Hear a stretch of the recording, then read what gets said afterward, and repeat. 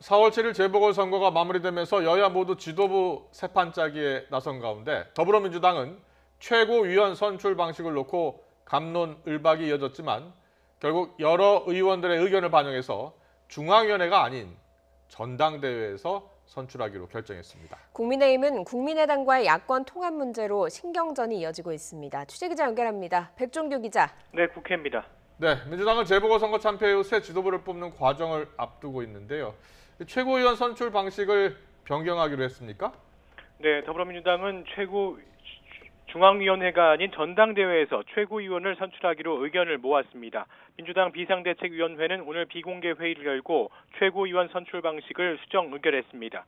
기존에는 중앙위에서 최고위원을 뽑기로 했지만 여러 의원들이 쇄신론을 들고 나오면서 오는 2일 열리는 전당대회에서 선출하기로 의견을 정리했습니다. 민주당은 당무위를 열어 이 같은 내용을 최종 정리할 방침입니다. 최고위 선출 방식을 두고 당내에서 잡음이 발생하자 비대위가 서둘러 의견을 하나로 모은 건데요. 선출직 최고위원은 자리가 빈 날부터 2개월 안에 중앙위에서 후임자를 뽑게 돼 있지만 이를 당원 선출 방식으로 바꿔야 한다는 의견이 잇따랐습니다.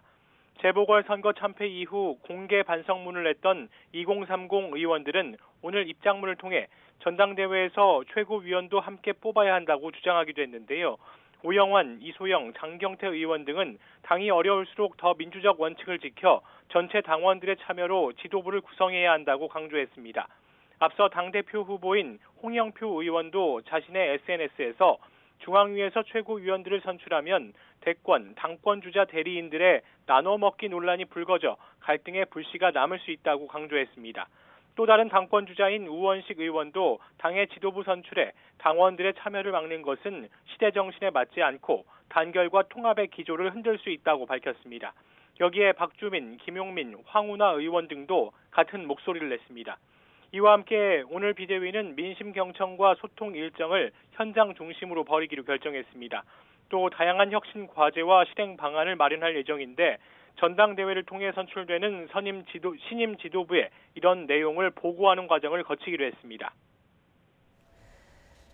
네, 국민의힘도 이번 주 전당대회 준비위 구성할 예정인데요. 국민의당과의 야권 통합 논의가 변수가 될 수 있죠.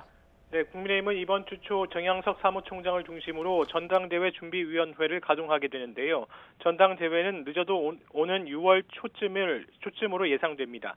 국민의당과의 통합 과정이 변수가 될 것으로 보이는데 국민의힘은 차기 당권 주자를 뽑는 전당대회 이전에 통합 결론을 내자는 의견입니다. 앞서 주호영 원내대표 겸 당대표 직무대행은 앞서 국민의당에 어떤 절차로 합당을 진행할 것인지 알려달라고 요청했다고 밝히기도 했습니다. 하지만 합당 이야기를 꺼냈던 안철수 대표는 신중한 입장입니다. 보궐선거 과정을 되돌아보고 내부적으로 평가하는 작업과 전국에 있는 당원들의 목소리를 듣는 것이 먼저라는 겁니다. 한마디로 급할 게 없다는 얘기인데 국민의힘은 빠른 합당을, 국민의당은 선거 평가가 우선이라는 입장이라 합당 과정이 순탄치는 않을 것으로 예상됩니다. 주도권 다툼도 이어지고 있는데요. 국민의당은 안 대표가 이끈 단일화 시너지 덕분에 국민의힘의 승리가 가능했다고 주장하고 있고 국민의힘은 안 대표가 선거운동을 도운 것을 높이 평가하지만 오세훈 시장이 제1야당 간판으로 나섰기 때문에 승리했다는 점을 강조하고 있습니다. 양당 모두 통합의 시기나 방식을 자신에게 유리하게 끌고 가기 위해 명분 쌓기에 나선 것으로 보이는데 이 같은 신경전은 이번 주 내내 이어질 것으로 보입니다. 이에 대해 김종인 전 비상대책위원장은 한 언론 인터뷰를 통해 야권 통합 논의가 오가는 것에 대해서 국민의힘은 바깥을 기웃거리지 말고 내부를 단속해야 한다는 쓴소리를 내기도 했습니다. 지금까지 국회에서 YTN 백종규입니다.